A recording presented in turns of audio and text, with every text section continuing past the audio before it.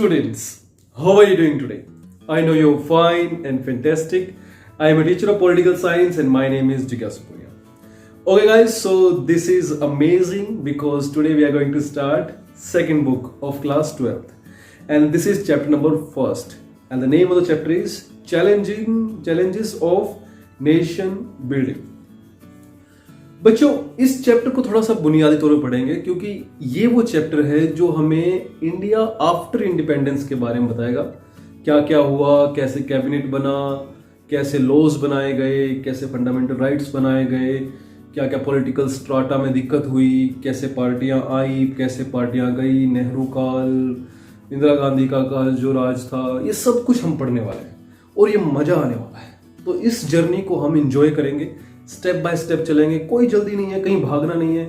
थोड़ी देर का भी जितना भी टाइम हमें मिलता है हम उन्हें बेस अपना स्ट्रॉन्ग करेंगे ताकि यूपीएससी या बड़े बड़े एग्जाम्स जो है वो हम अच्छे से लिख पाए.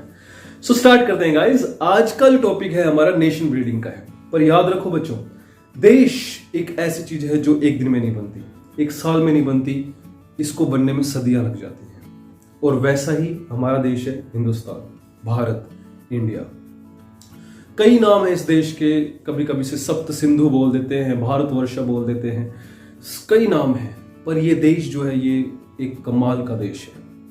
इस देश के बनने की जो एक जर्नी है वो हुई तो शुरू कई सालों पहले थी, पर हम बात करेंगे 1947 के बाद की. बच्चों बात है 15 अगस्त 1947 और आप कह सकते हो 14 अगस्त 1947 रात 12 बजे. रात 12 बजे हमारे पहले प्रधानमंत्री पंडित जवाहरलाल नेहरू एक रेडियो स्पीच देते हैं और उस स्पीच के अंदर वो बात करते हैं that India will make thrills with destiny today tonight. मतलब क्या कहना चाह रहे हैं नेहरू जी? नेहरू जी बताना चाह रहे हैं कि अब हम आगाज कर रहे हैं एक ऐसे भारत का जो अपने भविष्य के साथ आंख से आंख मिला करके एक बेहतरीन भारत को बनाएगा. नेहरू जी हमारे पहले प्रधानमंत्री थे और उन्होंने देश के लिए क्या क्या प्लान किया, क्या क्या मूवमेंट्स में वो थे. आपको पता ही है देश आजाद आसानी से नहीं हुआ. कितनी सारी मूवमेंट्स, कितनी सारी फ्रीडम फाइटर्स ने अपनी जान दी, कितने सारे उठापटक, communal riots, religious riot, caste discrimination, क्या क्या नहीं. पर 1947 के बाद हिंदुस्तान वो नहीं रहने वाला था जो सदियों से था.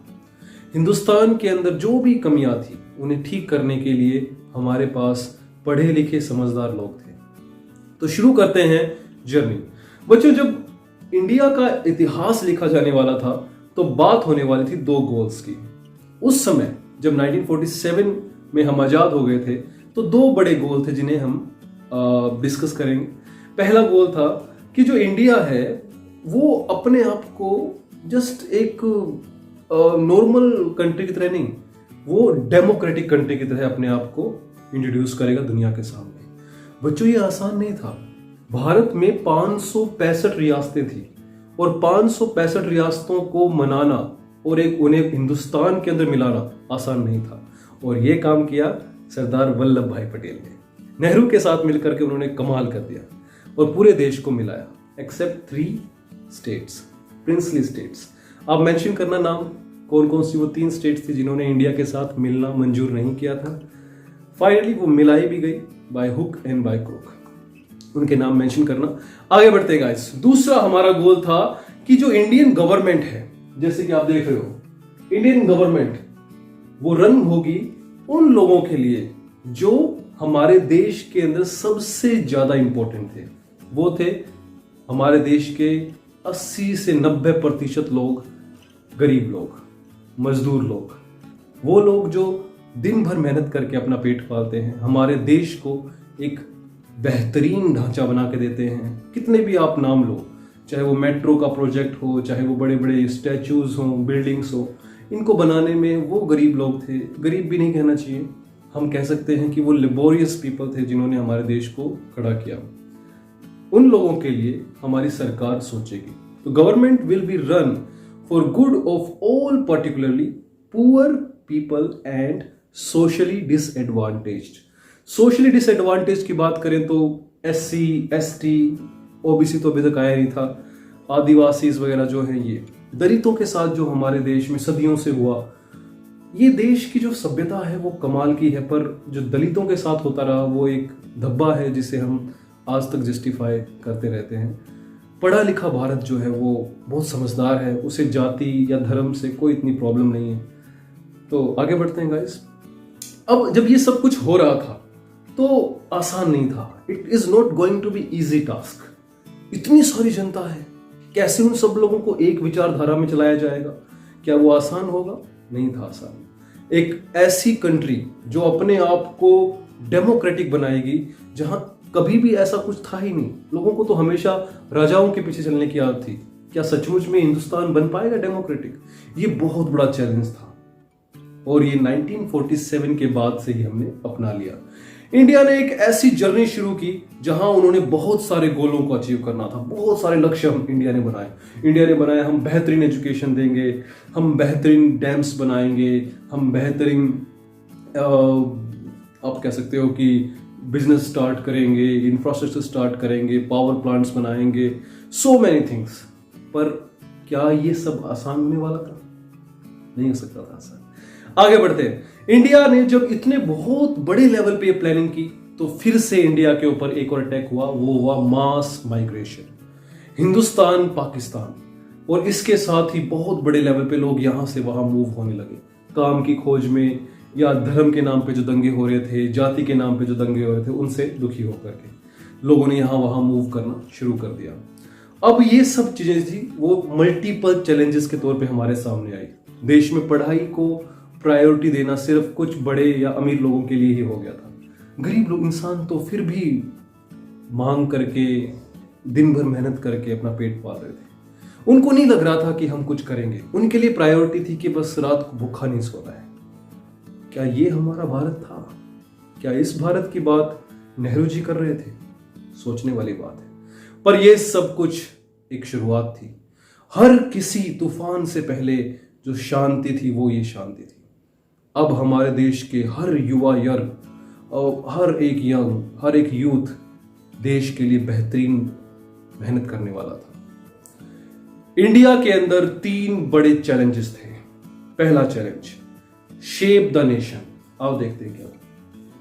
तो शेप द नेशन, सबसे बड़ा यूनिटी। बच्चों, मैंने आपको पहले बताया हमारे देश के अंदर सबसे बड़ी प्रॉब्लम थी यूनिटी का ना होना। हिंदू, मुस्लिम, सिख, ईसाई आपस में लड़ते रहते थे।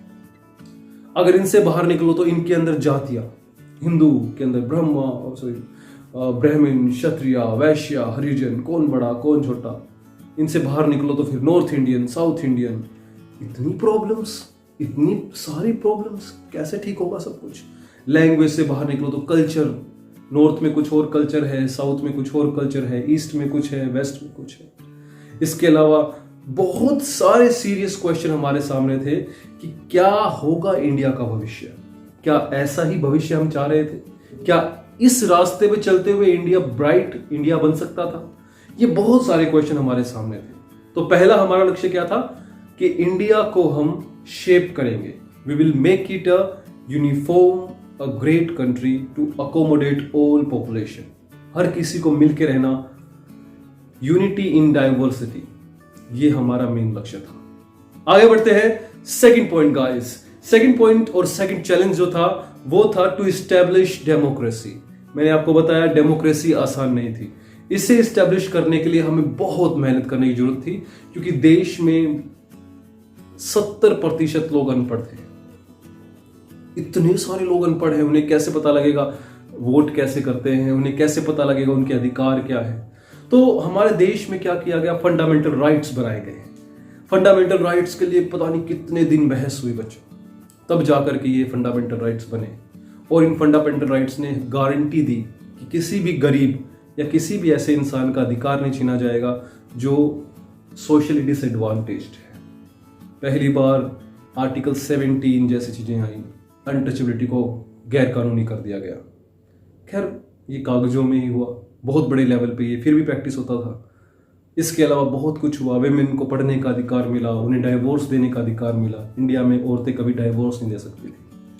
घर से निकलती थी माँ बाप के, तो माँ बाप कहते थे बेटा यहाँ से तेरी अर्थी जाएगी, यहाँ से तेरी डोली जाएगी, वहां से तेरी अर्थी आनी चाहिए। इस तरह की विचारधारा थी। बुराई नहीं थी इन चीज़ों में, पर औरतों को अधिकार मिलने भी जरूरी थे, एम्पावरिंग की बात हो रही थी। तो और बहुत सारी बातें हुई। इंडिया ने डेमोक्रेटिक सिस्टम को अपनाया, और वो भी कौन सा, रिप्रेजेंटेटिव डेमोक्रेटिक, मतलब हमने अपने नेताओं को चुनना शुरू किया। Member of parliament, member of legislative assembly बनाई गई, और इस तरीके से देश की बुनियाद पत्थर पत्थर रख रख के एक महल बनाने की शुरू हुई। हमने अपने देश के लिए पार्लियामेंट्री सिस्टम को अपनाया। पार्लियामेंट्री सिस्टम को इसलिए अपनाया क्योंकि पार्लियामेंट ही एक वो जगह थी जहां लॉज, कानून बनाए जाने वाले थे, और ये बनाए जाने वाले थे हमारे चुने हुए नेताओं के द्वारा, इसीलिए इसका नाम था रिप्रेजेंटेटिव डेमोक्रेसी। इसके बाद बहुत सारी और प्लानिंग हुई। हमने डेमोक्रेटिक कॉन्स्टिट्यूशन बनाने की बातें की, बट डेमोक्रेटिक कॉन्स्टिट्यूशन बनाना एक बात है, पर ये नेसेसरी नहीं है या सफिशिएंट नहीं है कि सिर्फ डेमोक्रेटिक कॉन्स्टिट्यूशन बनाने से ही डेमोक्रेसी आ जाएगी। क्वेश्चन उठता है, क्या आज हम डेमोक्रेटिक हो गए हैं? आप मुझे बताओ, right in the comment section. Please बच्चों लिखो, कुछ तो लिखा करो। Right in the comment section, do you believe India is democratic now? Right your views, I want to read. क्या सोचता है यूथ हमारे देश के बारे में? तीसरा चैलेंज हमारे सामने था बच्चों, इंडिया के अंदर हमें डेवलपमेंट को इंश्योर करना था उस सारी एंटायर सोसाइटी के लिए जो गरीब या फिर लोअर सेक्शन में थे, किसी स्पेशल इंसान के लिए या किसी स्पेशल सेक्शन के लिए नहीं। ये तीसरा चैलेंज था हमारे पास। इस चैलेंज के लिए हमने क्या किया, बहुत सारे प्रिंसिपल बनाए, बहुत सारी इक्वालिटी की बातें की। आर्टिकल 14 से आर्टिकल 18 आप जानते ही है। इक्वालिटी बनाना हमारे देश में बहुत बड़ा एम था हमारा, और देखते देखते इक्वालिटी स्टैब्लिश करने की हमने पॉलिसीज भी बनानी शुरू कर दी। जो लोग गरीब थे या फिर SC ST के थे, उन्हें स्पेशल प्रोटेक्शन देने की बात की, उन्हें बचाने की बात की, उनके खिलाफ कोई एट्रोसिटी ना हो, इस चीज का कोशिश की गई, उसे इंश्योर किया गया। पहली बार कुछ दलित लोगों को या दलित मंत्रियों को कैबिनेट में जगह मिली, और इस तरीके से पहली बार दुनिया के सामने हर किसी को इक्वल अपॉर्चुनिटी मिलने लग गई थी। आगे आगे कोशिश की गई, देश के अंदर जो स्टेट्स है उनमें भी सब ठीक हो जाए। तो DPSP आए, आर्टिकल 36 से article 51, directive principles of state policy. DPSP के आने से हमें एक बात श्योर हो गई थी कि देश के अंदर डेवलपमेंट होगा, धीरे धीरे ही सही पर तेजी से होगा। प्लानिंग कमीशन आया 1951 में, और उसने अपने आप को पंचवर्षीय योजनाओं को बनाना शुरू कर दिया। हालांकि अब प्लानिंग कमीशन को हटा दिया गया, उसकी जगह कौन सा प्लेटफॉर्म आ गया, I want you to mention in the comment section. Planning commission को किसने रिप्लेस किया, please mention in the comment section. आगे बढ़ते हैं बच्चों, पर क्या हमारे लिए रियल चैलेंज सिर्फ डेमोक्रेसी थी? नहीं, हमारे पास रियल चैलेंज था पॉवर्टी, गरीबी। देश के अंदर 60% लोग ऐसे थे जो गरीब थे या बिलो पॉवर्टी लाइन थे। आज भी शायद इतना ही डेटा है, 70% के आसपास लोग हैं जो गरीब हैं। ये कैसी गरीबी है जो खत्म नहीं हो रही? इतनी सारी पॉलिसीज, इतने साल हो गए हमें, 7 decades, और आज भी हमारे देश का बुरा हाल है, खासकर पॉवर्टी को लेकर। तीसरा लक्ष्य, इसी के अंदर और क्या था, बहुत सारे चैलेंजेस की बात की, पर क्वेश्चन ये उठते हैं, how did India respond to these challenges? आपको बताना है ये कि क्या इंडिया ने इन सारे चैलेंजेस को ढंग से रिस्पॉन्स किया। दूसरा क्वेश्चन है, to what extent India achieve its objectives? India ने कितने लेवल तक अपने ऑब्जेक्टिव्स को अचीव किया? ये आपके लिए आज के क्वेश्चंस हैं। प्लीज इन्हें समझो, दिमाग का काम करो, जोर लगाओ। बहुत इंटरेस्टिंग चैप्टर्स हैं आगे के सारे, आराम से पढ़ेंगे। आई होप आपको मजा आ रहा है। प्लीज विजिट माय वेबसाइट, उसमें बहुत सारी कंपटीशन की चीजें भी हैं, www.jigyasupunia.in, and do like, share and subscribe. Thank you guys, have a nice day, bye bye.